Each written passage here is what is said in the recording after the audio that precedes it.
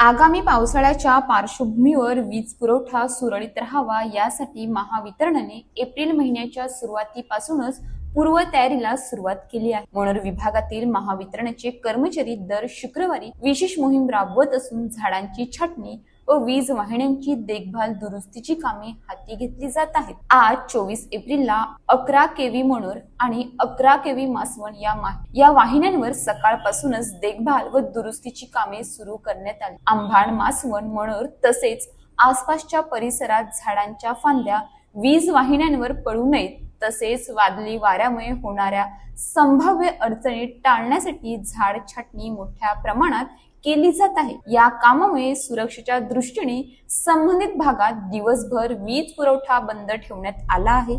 सध्या उन्हाचे दिवस असल्याने नागरिकांना उकाड्याचा त्रास सहन करावा लागत असला तरी ही कामे भविष्यातील मोठ्या अडचणी टाळण्यासाठी अत्यावश्यक असल्याचे महावितरणाकडून सांगण्यात आले। महावितरणाच्या अधिकाऱ्यांनी नागरिकांना सहकार्य करण्याचे आवाहन केले असून पावसाळ्यात वारंवार होणारे वीज खंडित होणे, तांत्रिक बिघाड आणि अपघात टाळण्यासाठी ही पूर्वतयारी महत्त्वाची असल्याचे त्यांनी स्पष्ट केले। आजचा तात्पुरता त्रास सहन करा, सुरक्षित आणि अखंड वीज पुरवठ्यासाठी पावसाळ्यापूर्वीची तयारी अत्यावश्यक आहे। अशाच ताज्या बातम्यांसाठी आमच्या न्यूज पोलीस रिपोर्टर चॅनलला लगेच सबस्क्राईब करा आणि बेल आयकॉन दाबायला विसरू नका।